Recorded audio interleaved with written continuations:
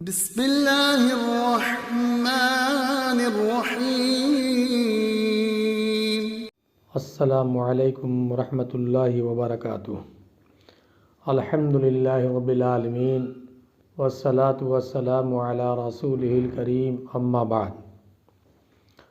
अन अनस रज़ियल्लाहु तआला अन्हु क़ाल क़ाल रसूलुल्लाहि सल्लल्लाहु अलैहि वसल्लम यत्बउल मय्यित सलासतुन फ़यरजिउ इस्नान वयब्क़ा वाहिदुन यत्बउहु अहलुहु व मालुहु व अमलुहु फ़यरजिउ अहलुहु व मालुहु व यब्क़ा अमलुहु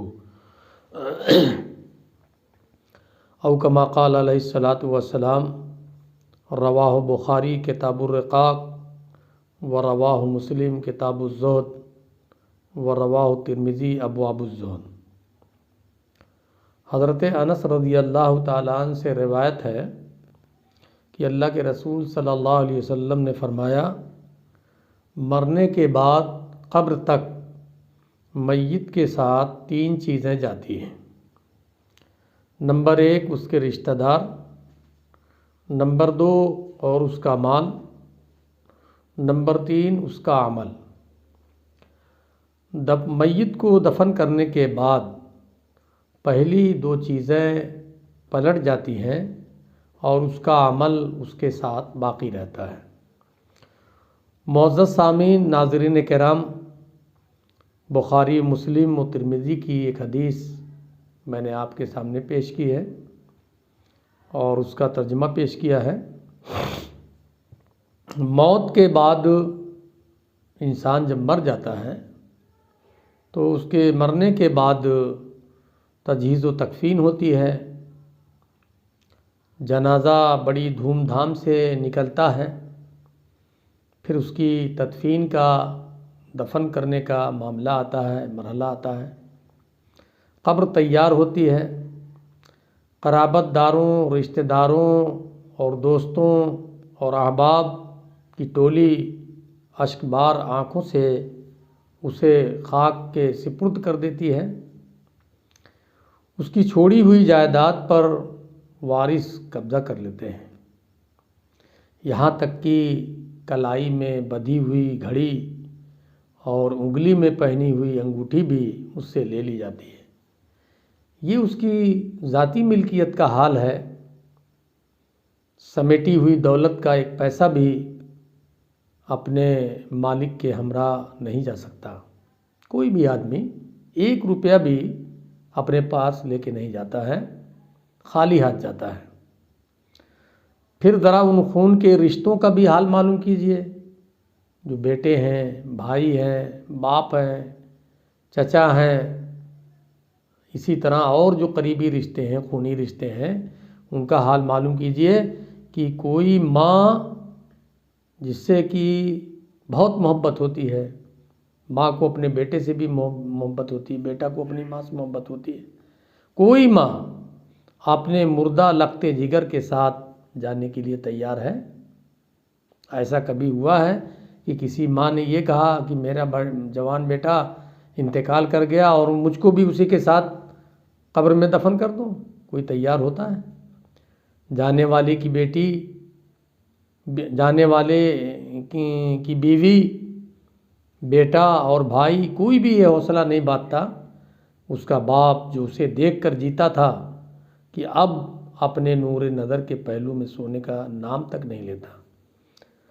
है उधर जाने वाले, सिवाय तेरे अपने अमल के, वो बुरा है या भला, तुमने नेक अमल किया या ने बद अमल किया, कोई और चीज़ तेरे साथ नहीं जाएगी।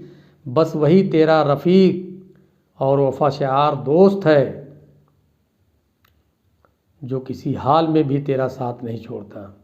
इंसान का अमल दुनिया के अंदर जो उसने किया है वही उसके साथ रहेगा कब्र में।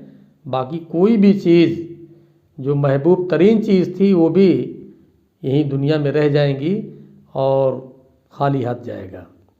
ज़िंदगी में तो जिस किस्म का सरमाया अमल जमा करता रहा है, उसके नताइज और तबई असरात बरज़खी और आखिरी ज़िंदगी में तेरा ताक़ुब करते हैं रहेंगे। दोस्त बनकर या दुश्मन बनकर। यही ज़िंदगी का हाल है मोहतरम बुज़ुर्गों और नौजवान साथियों। इसी के लिए इंसान इस दुनिया के अंदर क्या क्या नहीं करता, और नतीजा ये होता है कि बेचारा सारी जायदाद को, सारी असबाब व वसाइल को, सारी दौलत को छोड़कर इस दुनिया से रुखसत हो जाता है और मनो मिट्टी के अंदर वो रहता है।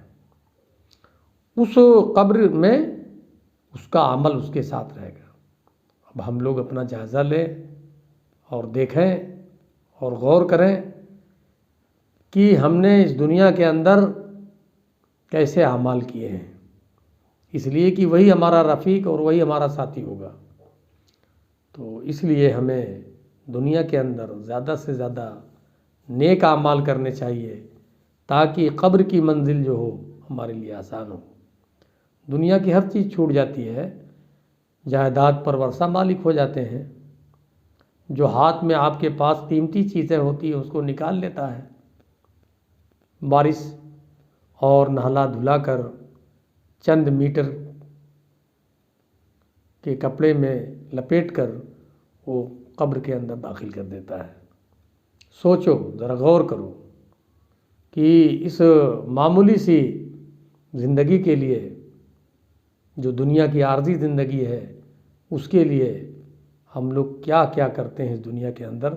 सब लोग अपना अपना मुहासबा करें और जायज़ा लें। मरने के बाद इंसान का सिर्फ अमल साथ रहता है। अब वो अमल जैसा हमने किया है दुनिया के अंदर, वही अमल हमारे साथ रहेगा। अच्छा अमल किया है तो उसके नतायज अच्छे होंगे, और दुनिया के अंदर बुरा अमल किया है तो उसके बुरे नतायज हमारे सामने आने हैं। अल्लाह ताला हम तमाम लोगों को नेक अमल की तौफीक अता फरमाए। व आखिर दावाना अल्हम्दुलिल्लाह रब्बिल आलमीन।